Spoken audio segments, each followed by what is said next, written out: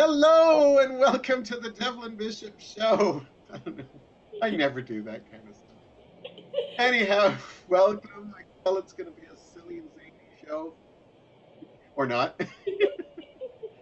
But I am here with Corta as always, and yeah, it's just us this week. We're hoping to get some more guests in the weeks ahead. But we actually had something we wanted to talk about, and we both got to see it this past weekend. And I know most people have already talked about it and have moved on, but hey, we're Mondo nostalgia. We wait till it's old news. So, anyhow, because we know there's a lot of people out there that probably haven't seen this yet. And of course, you can tell this is a hint we were talking about, and probably that big thumbnail you clicked on and said, oh, that's a huge hint. Kind of like people who said the brilliance of Jaws was that you didn't see the shark right away. But when you were waiting in line at the theater, big poster with a shark on it. And the It's like shark you on didn't that know what poster. sharks looked like. And uh, and that shark was probably better than anything you saw in the movie. And don't get me wrong, Jaws is one of my all-time favorite movies. So don't yell at me for Jaws. Anyhow, today we are talking about Justice League, the Snyder Cut. Anybody who knows me knows I'm a huge fan of the current DC movies. I know they've been hit and miss. I've loved all of them. Well, no, not loved. I've liked, oh, I loved most of them. I Yes. liked some of them, and Wonder Woman 1984 was the first one that I actually was disappointed Yes. in. Yeah, Man of Steel and Birds of Prey just kind of made it on that cutoff list. I wasn't the biggest fan of them, but they did salvage themselves at the last minute. Yes. Before we get to this, and before you start writing your evil comments, I am a huge fan of Batman versus Superman Dawn of Justice. I Yep. recently put it up as a misunderstood movie. I think it's, in my opinion, one of the best superhero movies ever made. I get it. So right now, if you're like cursing my name and you're already spitting, you might want to go and watch something else. You know, put on a nice Marvel movie or something. But if you're okay with me having a difference of opinion, then that's fine. But I want people to know. So that means going into Justice League, I'm pretty much certain that I had a feeling I may actually like this. Just a hunch. Anyhow, I have to thank Corda. She was able. We did not watch it illegally. We actually, Heather, Corda slash Heather, actually got us Crave TV for a month or two, and she is in my bubble. So me, her, and Mike had a really good time. We'll talk the wonderful experience. I'm trying to find my Zoom picture again. I've kind of lost it, and now I'm pulling up every fucking picture. All right, it's not my song list. There we go. I like to see Heather and Yeah. Corda. Nice to see you too. So yeah, she knew I was a big fan and knew that I may have to wait. And there's talk that this is coming out on DVD and Blu-ray, That's good. but she decided to pick up Crave anyhow. And yeah, we finally got to see it. We found a 4-hour window that we could watch, and thanks to her, we've also been watching RuPaul's Drag Queen. And Yes. I finally am officially a gay man now, because apparently you weren't. You didn't watch that, and Heather's always been a gay man. That's right. Um, we brought her in. But yeah, so thank you for doing that for us and Oh, getting you're a chance. welcome. It was great. Yeah, getting a chance to see it. Now, my opinions on the original um, Justice League, I actually didn't mind it. I didn't love it as some of the other movies I have, but I did actually think it wasn't bad. But every when I watched it, and I think I saw it about 2 or 3 times, I always felt there was something off about it. Like it seemed rushed. It seemed very different because Josh Whedon and Zack Snyder both have very different styles. Yes. And I know Josh Whedon's going through a lot of personal stuff, and I'm not here to say, oh, he's such a bad man. That's up for everybody to judge. But for his style, I'm very hit and miss with Josh Whedon. But I thought he did okay. But you could kind of tell the stuff that was Josh Whedon. And when I saw this cut and saw a lot of that was gone, like a lot of the pop culture references and stuff, I knew, okay, yeah, that felt like it was Josh Whedon. I, I Um, I found a lot of the humor and everything was probably his too, because a lot of the jokes were taken out, I think. yeah, there is still humor in this, There is. but it's not as jokey. And that's one thing. I absolutely adore the Marvel universe too.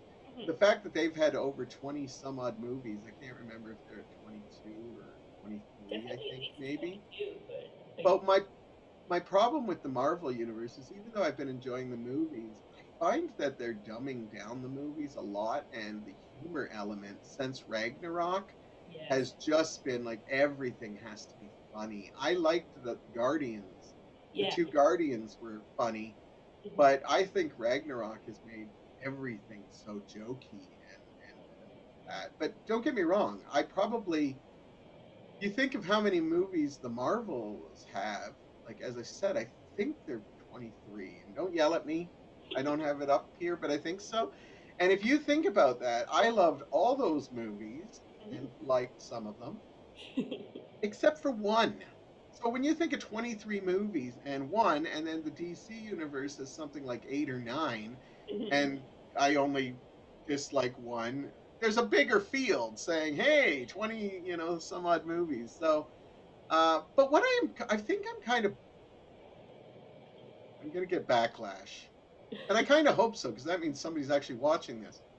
Um, but I'm kind of bored with the Marvel universe right now, and I'm really, if I never saw another Marvel movie, I'd be okay with that. Even though there are some stories I look forward to, Mhm. Spider-Man, Guardians of the Galaxy, Yeah.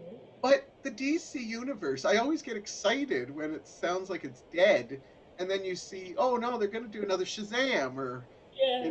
they're going to do another, Aquaman, or and I get excited because I like the world. Now, growing up, I was always a DC fan. Yeah. I always was a big Batman fan, and then later in life, I kind of jumped and decided I liked Superman better. But I still love them both. And Wonder Woman, I've always been a fan of. So I've been a DC boy. I grew up in the 70s and 80s with Super Friends, Wonder Woman, the Chris Reeves Superman movies, the 1989 Batman, the Mhm. just all that kind of stuff. And I'm a DC fan. I knew bits of the Marvel universe, though I think I only knew like Spider-Man right from the start, and then everything else was kind of hit and miss. It was the movies that kind of educated me on that. Mhm. And but I still get excited when I hear that they're going to continue another DC movie or and Mhm. stuff like that because I don't know, I'm not bored with this universe, and maybe it is the hit and miss of the movies that I like about it. Mhm. I will start with saying that one thing I do say as a positive, and you probably already can tell I was a fan of the Snyder Cut. But what I like is how you can take two different directors, Josh Whedon and Zack Snyder, give them the same materials. Now, Zack Snyder did add a lot to his movie, Yeah.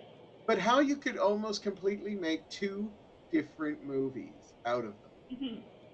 And I did feel there was a different feel. Oh yeah. And if you are a fan of movies like I am, it's wonderful to see how like it makes you almost wonder what would happen if like somebody like Spielberg got a hold of somebody like, Kubrick's original material and how he would have edited together. Yeah. So what I like most about the Snyder cut is that I get to see two variations of a movie. Yeah. And how different they honestly can be, even though they're not. Mhm. Like it's all the same material. And there were moments in this. What I do think worked for me though is even though I've seen the theatrical version of Justice League, I did haven't seen it in a year or two. Okay. So it kind of when I watched this movie, I kept thinking, okay, I definitely remember that scene, but I don't know if I remember this one or not. So I think it helped going into the movie like it was a fresh movie, just with cuts that I do remember in. Yeah. I was surprised at how much I remembered of the original while I was watching it. Yes, There was yes. bits that I was like, oh, okay, I guess that was different, and that was taken out, and this is still here, and it was surprising. Yeah. And it was nice having Mike there because Mike noticed like big things missing because he's got a great memory. Yeah. Like he noticed plot subplots that were totally taken Yes. out. Yeah. He noticed filming styles, which we will talk a little bit about. Yeah. So anyhow, getting started, I did love this movie. One thing I like about Zack Snyder is he has a vision. I don't care if you're talking 300 or Watchmen or Batman versus Superman, his Man of Steel. He not only has a vision, but he's an artist. Mhm. I think his movies look absolutely beautiful. Mhm. Everything is like he sees it one way. And I've heard a lot of people say, yeah, his movies look pretty, but he really doesn't know how to craft a story.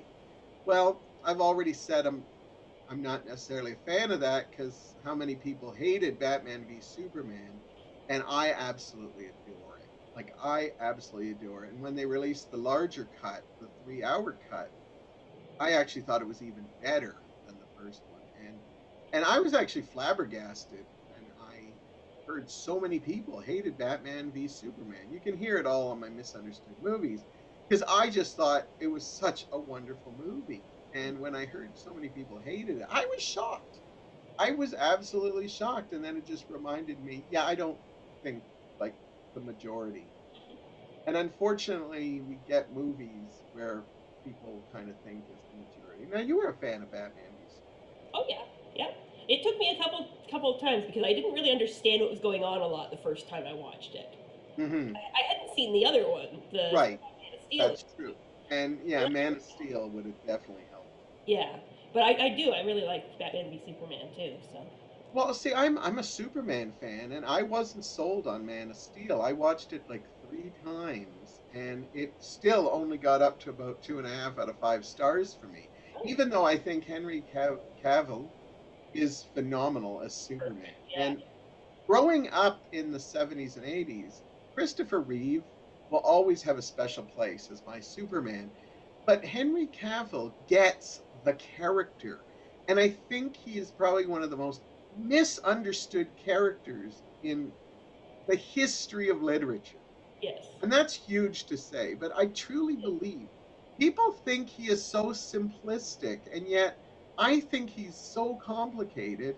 And Henry Cavill gets that and he brings it to him. And there's a reason I think he fights to continually want to be Superman. Yes. And now, and every week it's no, he's not Superman anymore. Yes, they're going to make another one. No, but he might be in this one. And it's so over the top. I want to see more. I want to see more. In fact, this was quite nice to see him Hmm. in this way, and because I got to see more Superman in this, and I thought this movie was well crafted. And for people who say Zack Snyder has trouble with a story, I think he crafted a much better story than Josh Whedon. Now we're going to try to avoid spoilers for those of you who haven't seen it or still not sure they want to. Um, I honestly think you should give it a chance, even if you don't want to watch it in one sitting like we did and gorge ourselves on Kentucky Fried Chicken, which we thought was a great idea and was. It was a great idea. Nothing like watching superhero movies for 4 hours while you're like stoned on chicken. Um, but yeah, no, it was. I really thought it was a good movie, and I thought he told a much better story. Things that I thought worked really good was number one, the villain was much more fleshed out in Yes. this. In the first one, he just kind of shows up and, yeah, this is what he's doing. But this one, he kind of feels more like a Darth Vader where he's working for other people and there's this Story whole. there and everything. Yeah. Right. And he's really showing why this is important to him. He's got a great new look that is just more mesmerizing than what we saw in the Whedon version. Yeah. I'm wondering if that's where he got a little bit more money, that he got to play with those effects a bit. And so I think, so when people say Zack Snyder can't craft a story really well, I don't think that's the problem. Now, when I watched this movie, there were times that I was like, oh, yeah, we haven't seen Wonder Woman in a while, or we haven't seen Batman in a while. Hmm. You know what? I had the same feeling for Infinity War and Endgame because Oh, there was sure. just so many characters. Yeah. So I wouldn't even say he can't craft a story because I felt the same way in Infinity and that because sometimes you just miss characters for 45 minutes and stuff. But I never was bored during this, and I never looked at my watch saying, "Oh my God, we only have an hour and a half left." You know, I felt it moved fairly quickly, and it just felt like a richer story, and the characters felt well done. Yeah. I felt like he used the characters better. Like in the theatrical version, I found that some of the characters just they were there, but they, other than a couple cool moves occasionally, they really weren't used. Whereas in this one, they were used better. Um, Batman's the one that comes to mind. In the original, he's just, okay, he got them together and stuff like that. But in this one, he had a lot to do through the entire thing, and was important through the entire thing. Whereas the other one, it was just kind of like, okay, he did his thing, you Yeah, know. absolutely. I totally agree. Yeah. I think the Batman story continues stronger Hmm. um, from Batman versus Superman because you get a real feel for his desire to put this team together Hmm. because of Superman wanting would have done that. And I feel he's a lot more fleshed out and that his character starts being less broody but not more jokey like Yes. Whedon tried to do. Like, hey, I've totally changed since that experience. Where Yeah. I felt he was kind of broody, but you were starting to feel that he had a higher purpose again. He Yes. was finding his wings, shall we say. Yes. And I think they did an amazing job. They also added a whole bunch of Alfred scenes, which was nice Hmm. because Alfred got to do scenes with Wonder Woman and Hmm. scenes with Superman, which we didn't see in the original. And even though these scenes, some people could have said, well, we didn't need to see Alfred showing Diana Prince how to make tea. But it kind of gave an influence of what Alfred does, that he's British, he's proper, and Hmm. he knows how to make tea, That's right. even though Diana's like thousands of years old. But I loved it, and it showed, and it also showed a little bit on Diana's side because it was like, she's not questioning him. Like, this was a Marvel movie, it would be sarcastic, sarcastic, sarcastic. Diana's like, okay, he's an old gentleman from Britain. I'll listen to him. Yeah. And you can see she's a little bit annoyed, but she never lets him see it because she's a lady. And it's so wonderful to see that these characters just constantly playing their characters. Yeah. So for me, more Alfred with Jeremy Irons is a positive thing. But Hmm. the one thing I will say about Batman is the Ben Affleck version is I've liked him so much, and I think the biggest crime the DC movie universe has done is that we have not got a solo Batman film, and this really wanted me to have that film. Yeah. And even if they didn't get Snyder to do it, I'd love for Ben Affleck to direct it because we know he can do that. Yeah. I will never see it, but it's so sad that we never got to see it. And this really made me want to see it more. Hmm. This is a little bit of a spoiler, so you might want to press mute for a little bit. I also like that. Now, this was a scene that was never planned, it only came after the movie. Okay. Is that the Jared Leto in the Oh. dream or the premonition sequence? Yeah. I think it's more of a dream sequence now because we won't get the other two movies that Snyder originally wanted. Because Yeah. apparently that dream sequence was going to be what the last movie looked like, and he wanted to put it in there to give us what kind of to tease us, like you're never getting it because Warner Brothers sucks. And it's too bad because it's very interesting, and they lived so much hints. But we finally got to see Batman and Joker Hmm. interacting, Yeah. which we never got to see before. We saw maybe like a fight sequence or something, or it mentioned, but it was, I think that was an important scene because it showed in that small little time that that you could that they had a rapport, Yes. and that what Joker said was true, like Hmm. that he did lose people he loved, and he was one of them because Yep. he needed the Joker, and that's a lore that the comic book has always said, that the Batman and the Joker need each other because they kind of even each other out. So wonderful to see him. I like that Snyder was saw something in Leto's Joker from Suicide Squad, which I loved Suicide Squad, even though that gets raked over the Yes. coals. Um, and yeah, I like that they kind of took it in a different way, which I liked. But it was nice to also, because I liked Jared Leto's take on Joker, and we didn't get to see it nearly enough. Yeah. So yeah, so I'm sad that we never got a Batman film. So that's a negative. This movie kind of left me wanting more Batman, Hmm. but not a horrible negative. No. We got a hint of it. Wonder Woman is really kick-ass in this movie, Yes. and it was nice to see after Wonder Woman 1984. She was good in 1984, like the Yeah. actress Gal Gadot and stuff, but I felt she was a real kick-ass, and I wondered if there was any complaints, the fact that she literally kills people in this movie. That's cool. I won't say who, but she has a couple of scenes that are like, "Yeah, that guy's dead. That guy's dead. There's no coming back from that." I never really thought about it. She's just doing her Well, job. when Man of Steel came out, one of the big problems was that people said Superman kills. Yeah. And then when Batman v Superman came out, they said, Batman using a gun? He would never do that. And for somebody like who deals with mental issues, in Batman's defense, when you're dealing with, you're still dressing up and trying to fight crime, Hmm. you've got mental issues. So I don't think anything's off the table. And the way that Snyder had Superman kill was so Well, he had important to the plot. this.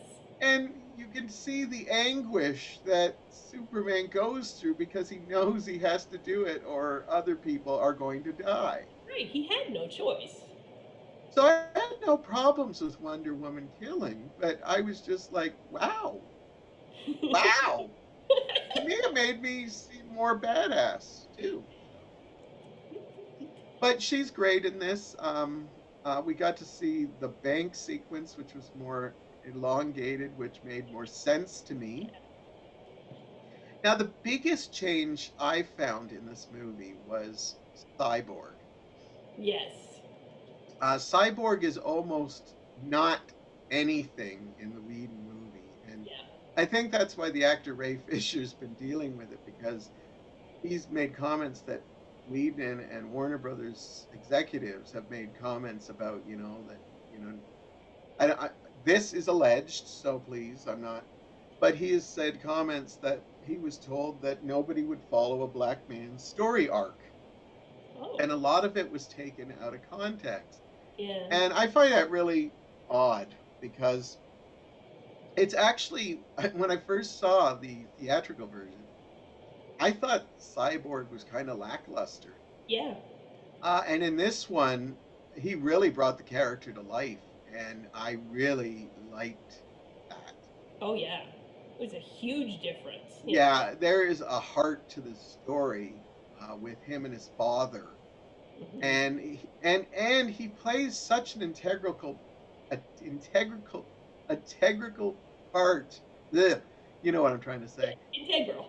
Yes, you got it. And because, like, in the first movie, he doesn't have that much to do in the finale except fight. And it blew my mind how much his impact is needed in the finale of this. Yes.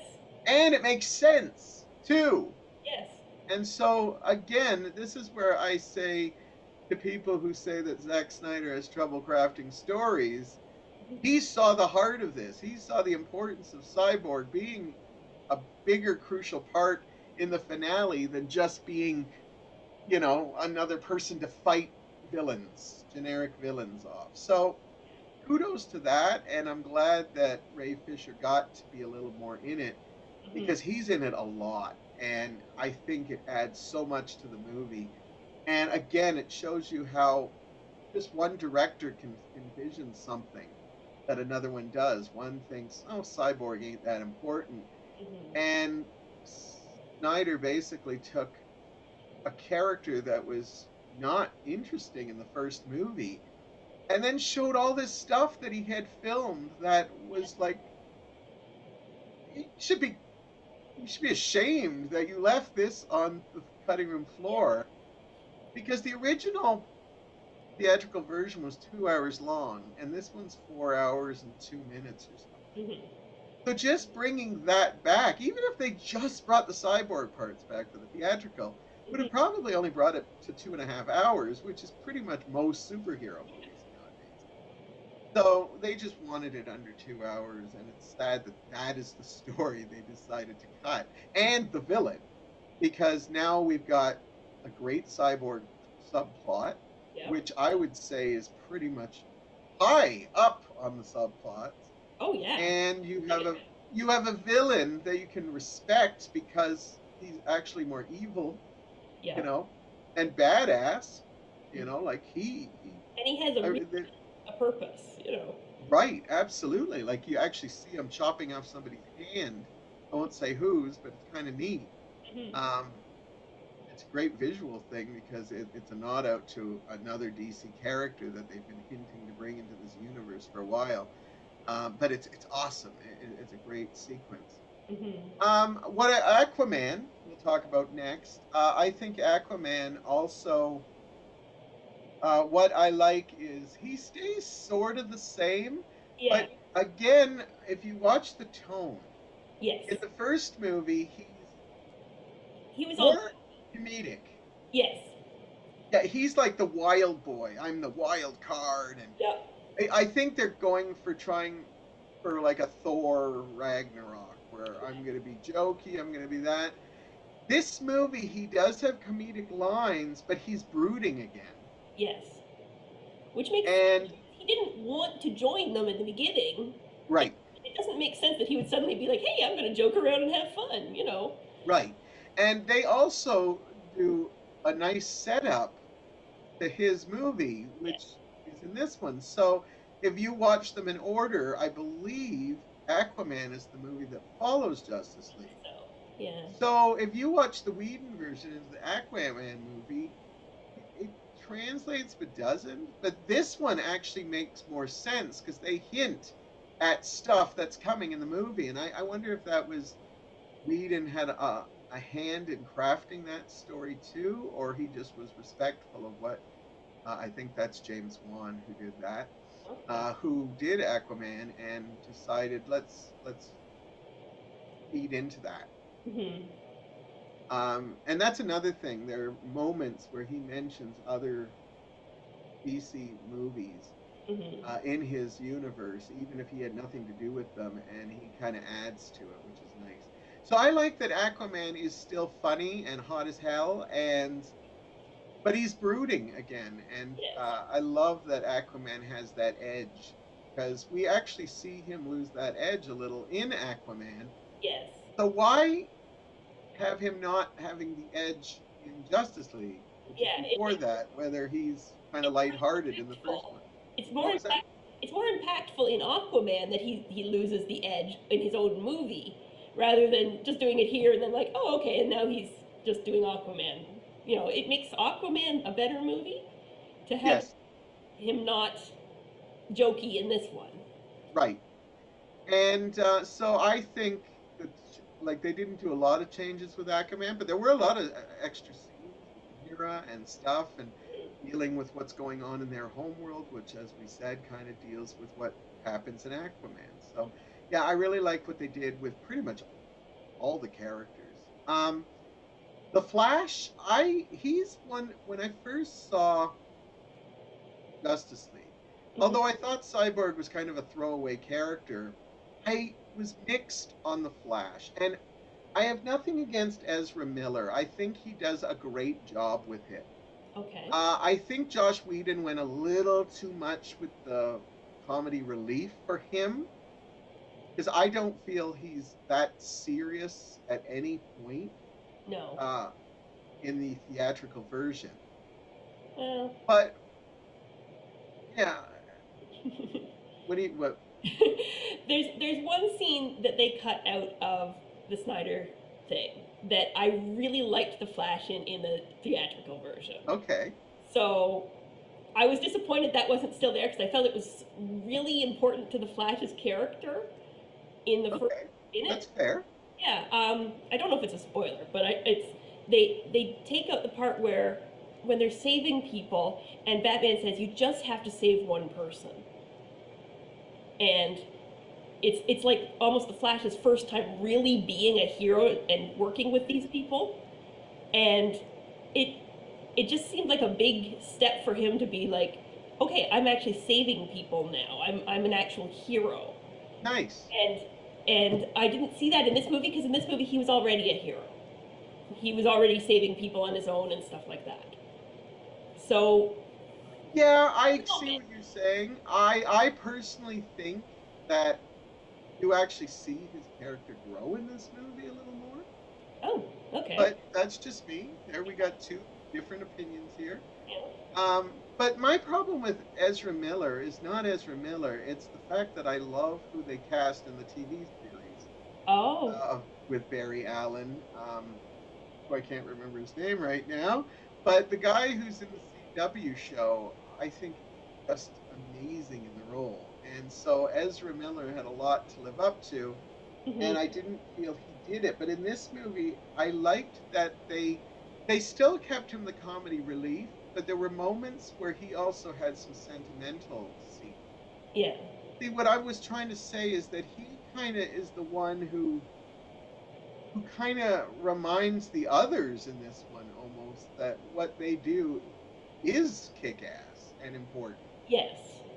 And that was kind of nice. And there are moments that what I liked about what you're kind of saying Hmm. is there are moments in the like the third act where they'll just have done something huge Hmm. and then they will show a scene of all of them, as Mike said, a Hmm. drinking game every time a door opens and they're all standing there, or they're brought somewhere and they're all posing. Yeah. Uh, and but what I liked about it was a lot of those times there was I noticed, and this is where I became endeared to Ezra Miller's Flash, was they would be standing there very like stern and stuff, Hmm. and he would have the sweetest smile on his face. Yeah. And there was moments he'd actually look around at the others thinking, are they having as good a time as me? But of course they're all like, Yeah. but he knew what they were doing was important. And it was a sweetness that he didn't have to open his mouth and say something. It was Yeah. just, you could tell, I love that I saved people, but I also love being a hero Hmm. because they had the genuine. But you make a great point with that. Yeah. I Uh, just felt like the theatrical version showed more of him first becoming a hero, where before he was mostly just doing things for himself and occasionally like, oh, stop a robbery or whatever because I'm here.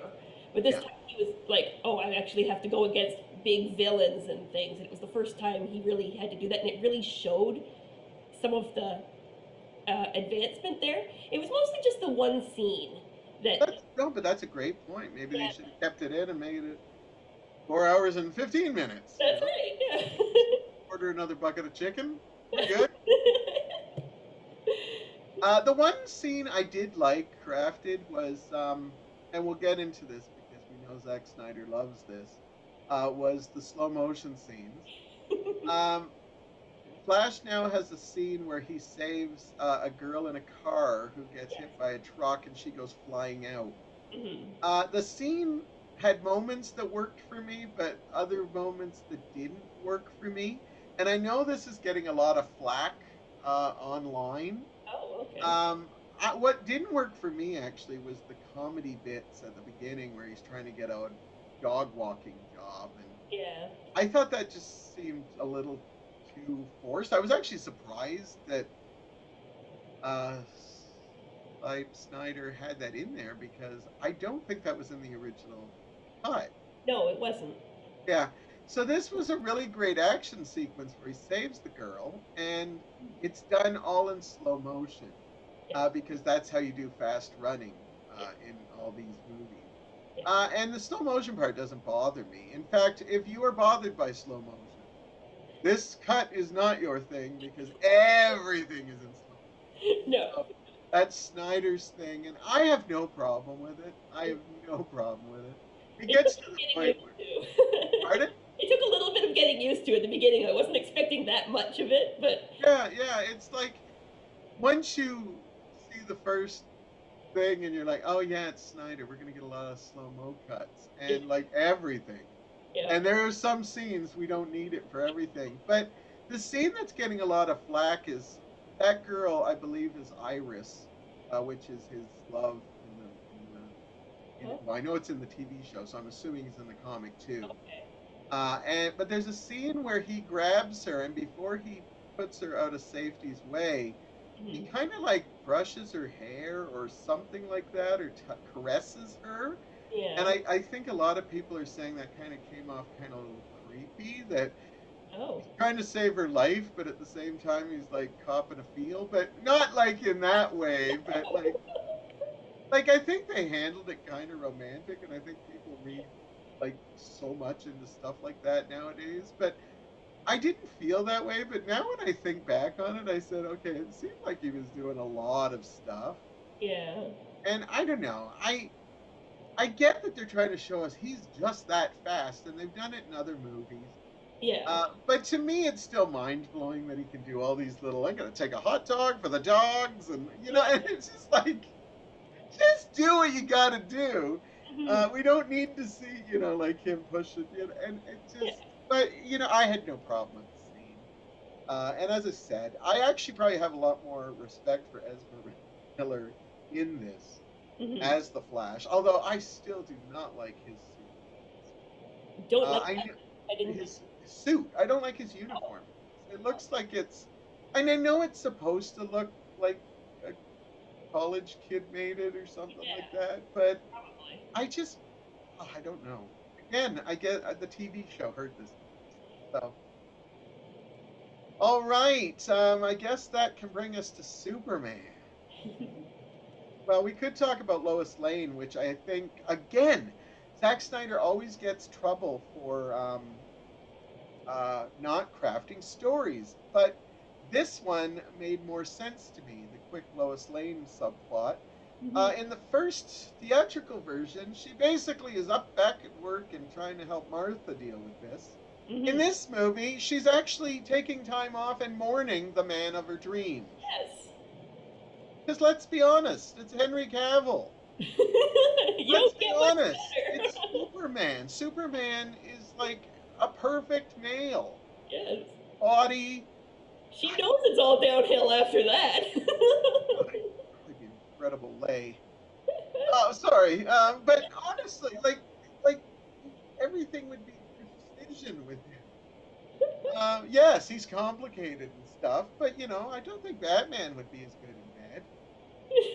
Probably rough and tense, but Superman would be loving and caressing to hit every spot perfectly. I can't believe we're talking about this, but she actually mourns him. Yes. And even though it's the day she decides it's time to move back on my life is the day he kind of shows up again. Yeah. Spoiler, but you probably saw him all over the pictures and stuff. Yeah. Um, all I gotta say is they didn't really add a lot to Superman, except it made more sense how they put him back, Yes. brought him back to life.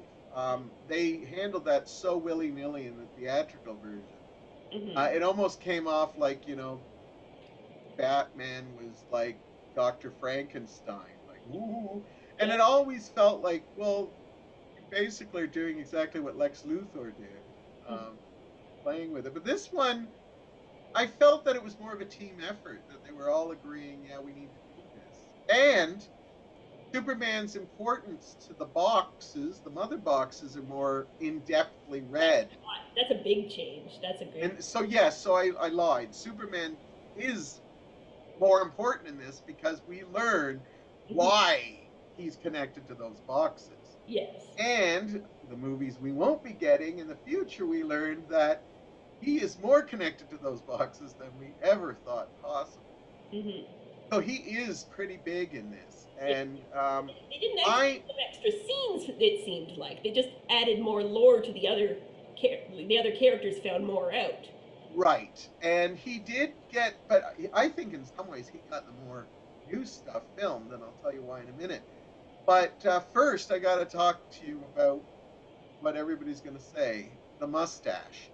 Um, One of the problems with the theatrical cut, now I had no problem with it, but from the first scene they show of Henry Cavill in the theatrical cut, where they show some kid filming him on a phone, Right.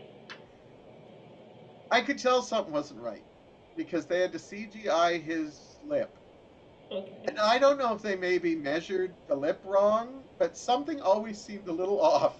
And Oh. maybe it's just because I stare at Henry Cavill longingly for hours. That's my days some days. I knew something was off. Now, it didn't hurt the movie for me. Some people are like, it was off putting. It was off putting. Well, you don't feel that in this movie. And from what I heard is, and this was big because from what I've heard, Henry Cavill and Zack Snyder weren't exactly got along, but Henry Cavill actually came back to film a lot of those scenes so they could actually have his head Okay. without having to CGI the mustache. Because honestly, if they spent all this money making this new Snyder cut Hmm. and you still could see the mustache image, it would totally be for nothing because people would still be like, it took me out of it, it took me out of it. But Yeah. he apparently came back to film a lot of like just Wow. facial stuff in order to get all his scenes looking great. Now, I am very thankful. My favorite scene from the theatrical Hmm. was kept intact and added to it Yes. because where they team up to take down Superman when Superman has a slight amnesia problem. Um, this was a beautiful moment in the theatrical cut, and it was made even more beautiful in this. Mhm. There was some scenes added, and I think it was scenes that were from the cutting room floor, so they already had them. The battle seems even more epic. I love that Superman does not hold back. I love that he's headbutting Wonder Woman, and he's Yes. just like, yeah, he's just beating the crap out of these people because he wouldn't be playing lightly if he didn't know who these people were. Yeah.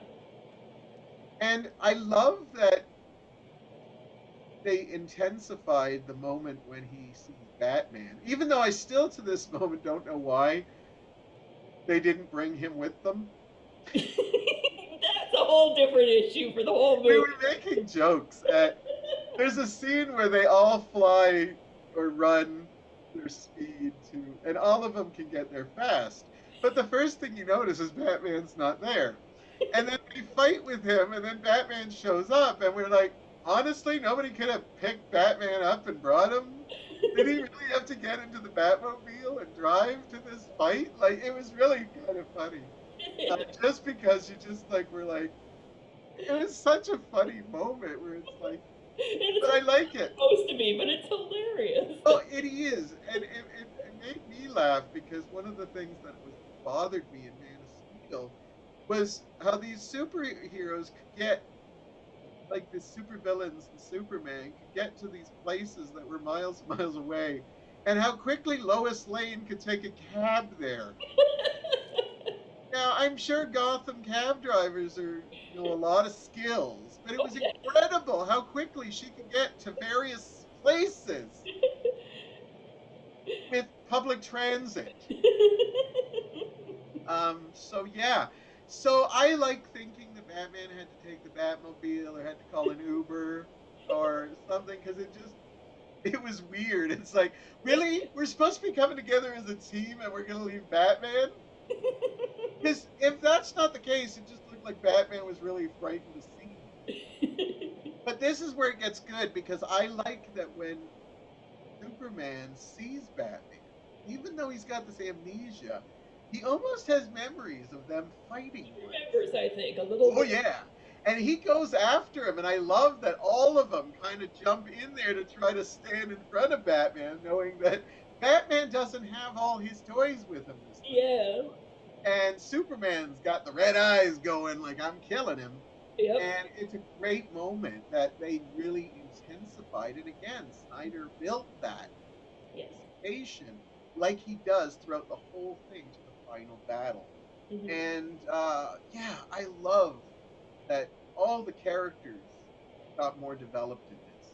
Hmm. And it's a much nicer feel. Now, if you had problems with Batman v Superman, you still might have problems with Justice League. But I Probably. recommend you still giving it a chance, just because I think it's a well crafted movie and it's in chapters. Although that was one of my complaints. I actually liked that they put chapters for people, but to me, the chapters were kind of, I think they could have worked on them a bit more. Like, I don't think they needed lush, like, things, but I almost think an intermission might have been better than, because Yeah. the chapters just came in like part two. And then it would say And something they like, had weird titles. Like, it was like. yes, yeah, Yeah. like, sorry, Batman, not today, or something. Yeah. And it would only really follow one of the stories, and then there was all this other stuff that made no sense to the chapter title. Yeah. The I also think instead of using part two, part three, they maybe chapters to make it like a graphic novel. yeah.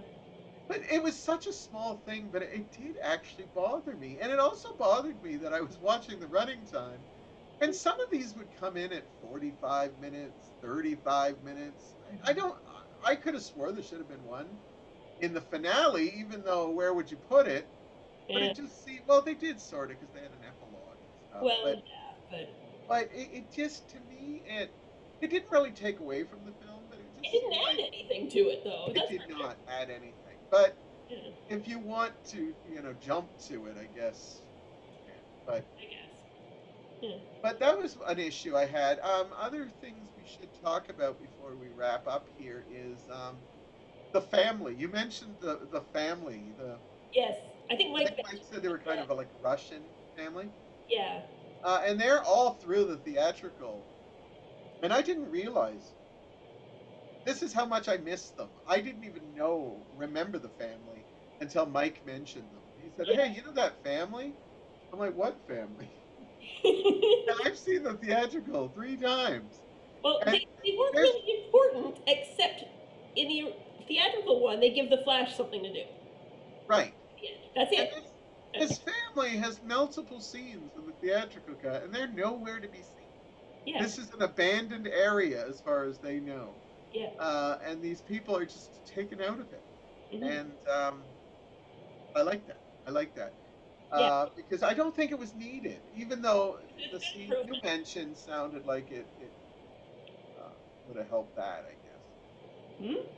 Sorry. Well, from your scene that you mentioned about the Flash saying you Yeah, only have to save one person, I think the family kind of plays into that a little.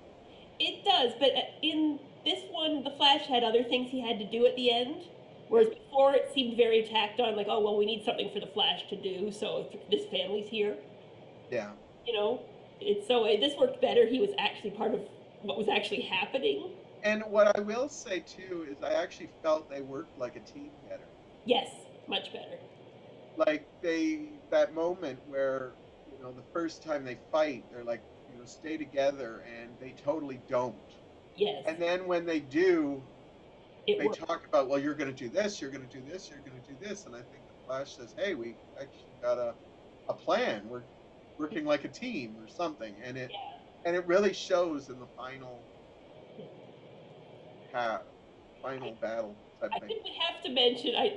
You were probably going to bring it up, but that Wonder Woman throat singing sound is awful. Oh, yeah, I know I wasn't going to bring it. It Yeah, the soundtrack was, destroys the entire scene for me whenever that happens because I just start laughing at this stupid throat singing thing, and I can't even concentrate on what she's doing that's so badass that they need throat singing. There's a lot of stuff in the music. I actually liked a lot of the music, but they do use the throat singing a lot.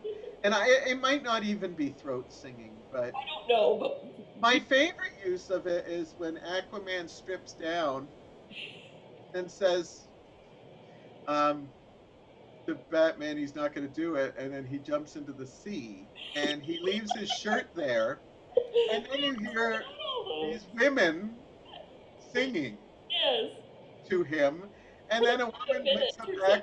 Aquaman's shirt and sniffs it Yeah.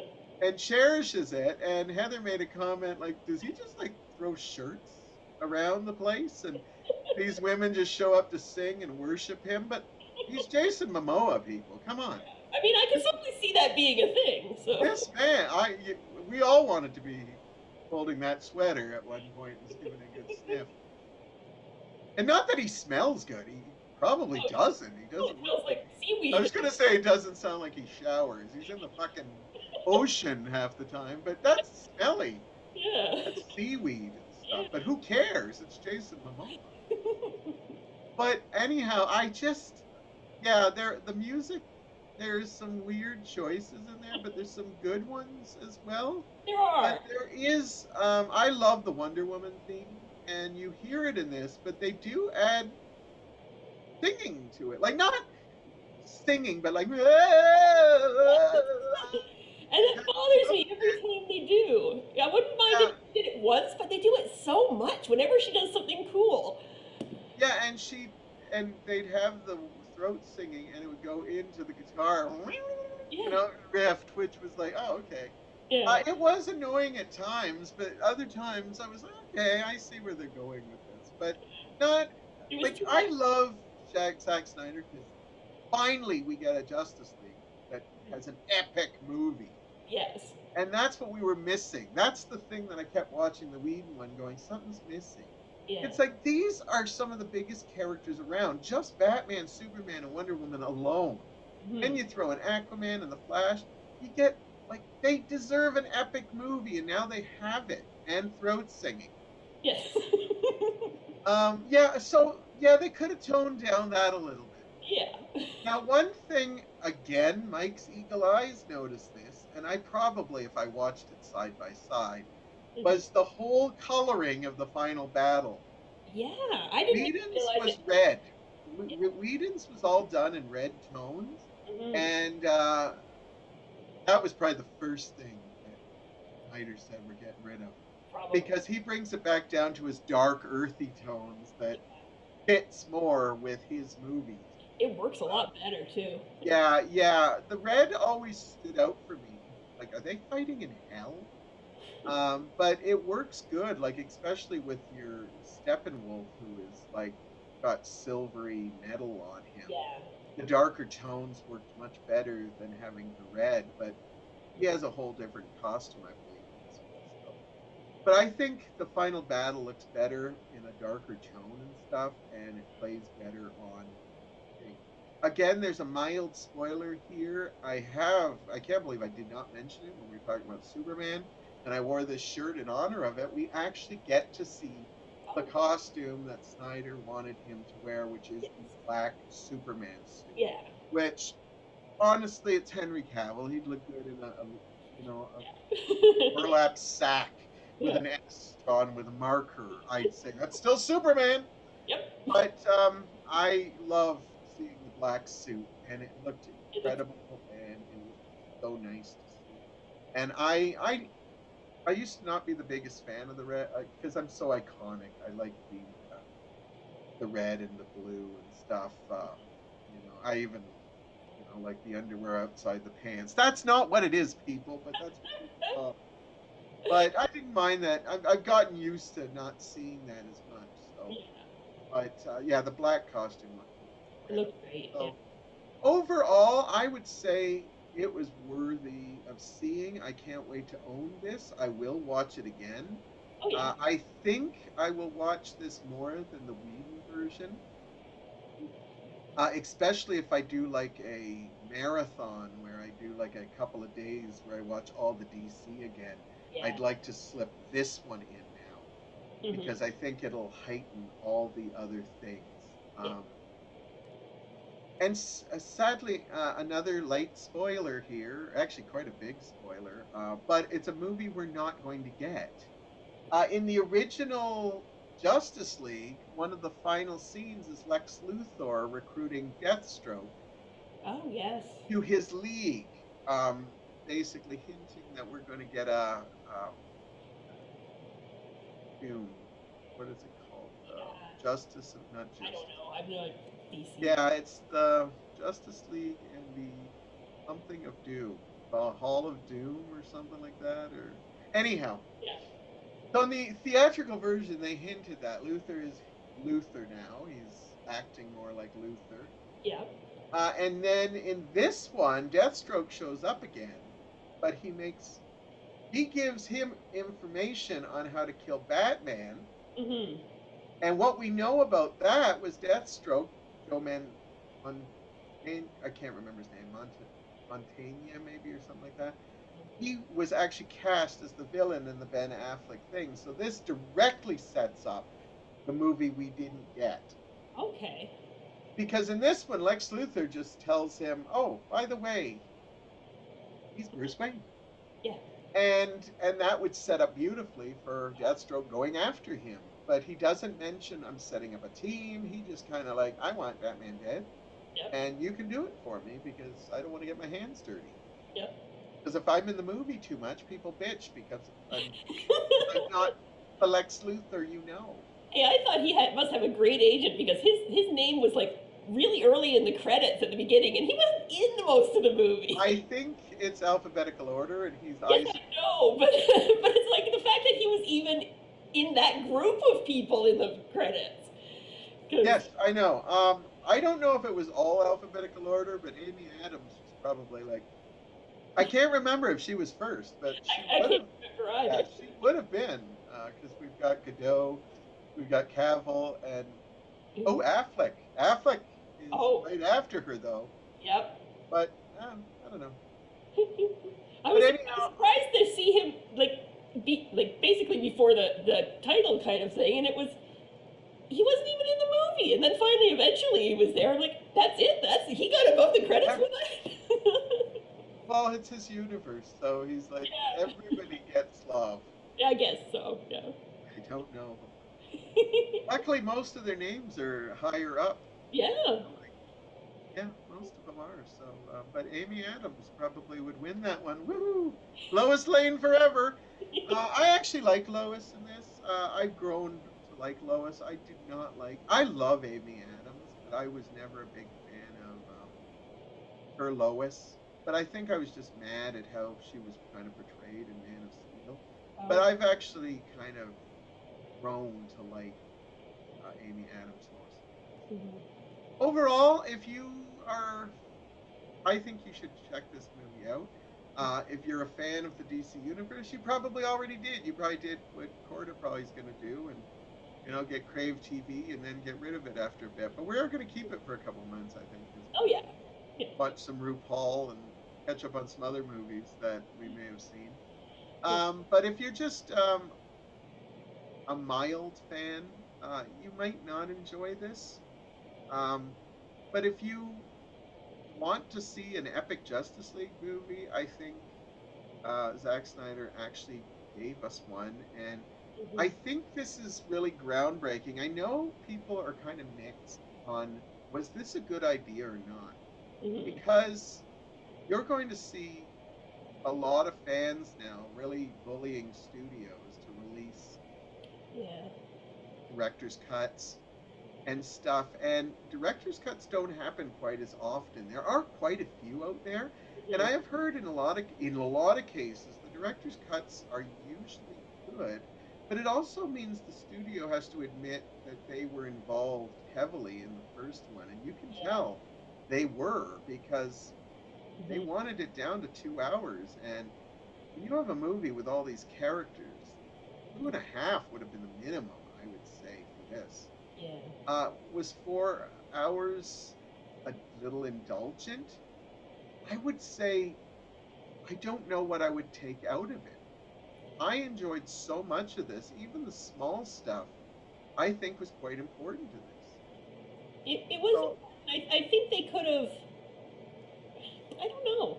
Some of the stuff in the epilogue seemed to go on for a very long time, but I'm not sure I understood a lot of that. So I'm not sure if taking some of it out would have made sense or not.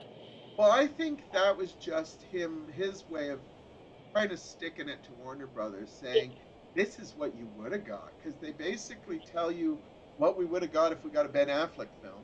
They Mm-hmm. set that up. And they set up what was supposed to be the third act in a trilogy of Justice League movies. And that's that whole dream sequence, Yeah. that they make a dream sequence, but it was supposed to be a premonition. Yes. And I think that was his way of sneaking that in. I think that's why Warner Brothers always puts little things at the beginning saying, this is not necessarily the one we would show kind of thing, but we're going to try to make money off of it anyhow. Yeah. But I think you're going to see, um, I think you're starting to see that studios are kind of caving to fans a little more. And I don't think that's always the best thing. Yeah. I think we've already seen it with the Star Wars movies, where Rise of Skywalker was basically fan service to make up for the trouble that Last Jedi caused. And I don't care what you say, J.J. Abrams basically came in and wiped away a lot of what Ryan Johnson had. And so now this movie could, like, if you told me to pick, there would be no competition. The Whedon one would go in the trash, and this would be the one I'd put in my collection. Mm-hmm. Um, but again, it, I think it's bad if it gets to that point. Like, if they just make movies based on what fans want.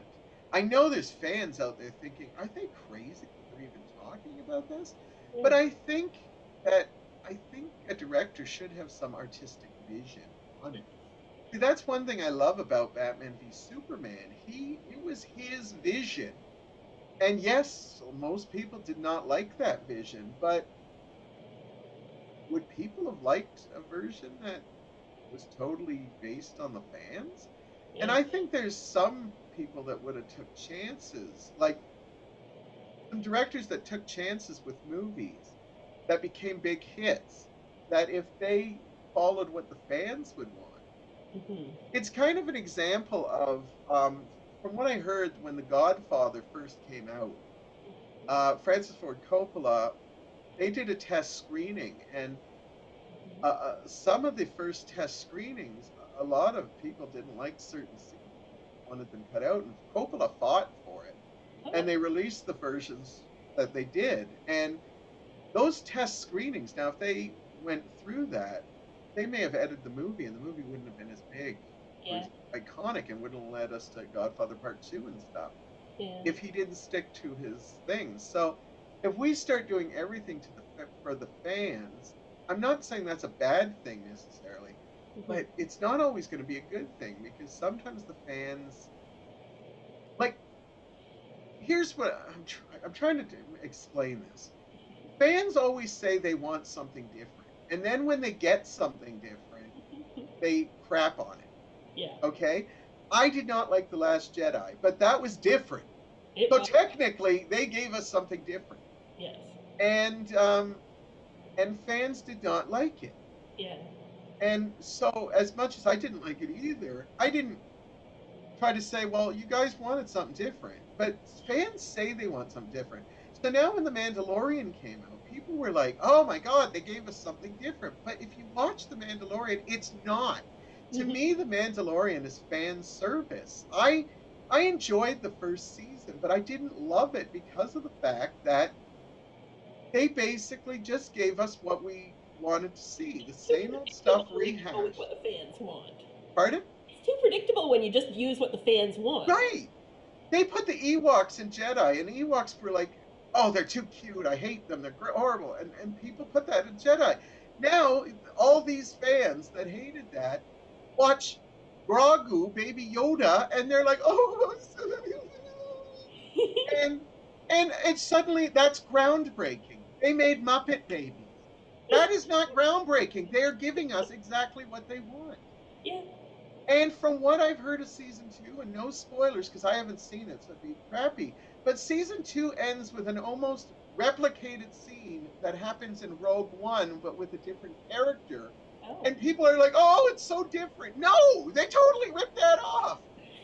As much as I haven't seen season two, I've had so many spoilers that I know it's basically people loved it when we did it with that character, so let's do it with this character. It's like what I say with Twilight is people said we need a different kind of vampire film. Yeah. So they gave us Twilight, Yeah. which is a different take It on definitely. vampires. Yes. Whatever you say, you don't have to love it. You don't have to. They gave us a different take. And what happened? It's crap. It's shit. But you know how many movies recrafted themselves to be like Twilight? Yeah. We lost a fourth Spider-Man movie with Tobey Maguire because they wanted a movie more like Twilight. Oh. But we got the Andrew Garfield ones that were more romantic and emo and that. And that's all because of Twilight. Okay. So yes, you might not like glittering vampires in the sun, but you know what? We never got that before. It was different. I remember people, I can't believe I'm going to rant on this. I can't believe people went on about how the Count from Sesame Street was more unique than Edward from Twilight. Are you kidding me? He doesn't even drink blood, he counts. He's, as far as you know, a senile old purple guy that goes 1, 2, 3. He's not even doing this. He has teeth, but we never see him sucking He's not Susan's actually a blood. vampire. He just likes counting things. Right. He just, he's an eccentric who filed his teeth to look like that. At I least Edward rips heads off and kills people occasionally, and he sparkles and looks damn good doing it. So I'm sorry. I'm sorry. I didn't want to leave this on a negative tone, but all you fans who say you want something different, you don't. Ragnarok made us laugh, so now every Marvel movie has to be like, my pants fell down. You know, oh my God, a planet blew up. Should we cry and make it sad like Guardians of the Galaxy would? No, somebody say something flip. yeah. So we don't want to traumatize people. You know, we don't want to traumatize people. We want them to buy tickets to the next movie, you know? So, anyhow, so thank you, Zack Snyder, because I know you're watching. Oh, of course. I liked this version, and this will be the version that I watch from now on. I have nothing against Josh Whedon. As I said, I did not hate his Justice League. I just always felt there was something not right about it. And Snyder Cut showed me this certainly knows exactly what he wanted to do Mm-hmm. and does it. And I actually like directors who, as much as I bitch about not just Twin Peaks, but David Lynch's later movie career, at least he's badass to say, I'm just doing what I want. Yeah. Um, that might not be good for me as a fan of Twin Peaks watching season three, but hey, I still got your first two seasons I can adore. Right. So, but I respect the fact that you're still like, I'm gonna be zany. You know, this doesn't make sense, but that's what people liked about the first one. Yeah, no, we liked it when it didn't make sense, but we could make sense of it. When I see stuff that doesn't make sense that I can't make sense of, then it's kind of a whole different thing. Anyhow, I'm ranting now, and we're done talking about the Snyder Cut. Any last words about the Snyder Cut? I You? liked it. It was good. Yeah. Yeah, I would put it fairly high. I'd give it, I would say I'd give it 4.5 out of 5 stars. Nice. I really enjoyed this movie a I lot. don't So, like movies like that, so yeah. I liked it. Anyhow, that's our show. Next week, you never know what we're going to talk about, but it could be all different topics. So if you've been a geeky nerd and if you want to complain or agree, please do so. But as I always say, just be nice about it. I can take people disagreeing with me. I just cry a little bit. But if you're really mean about it, it can put my day off right in a bad way. So let's just be nice. And yeah, Sounds You have good. a great day, and go watch the Snyder Cut when you get a chance.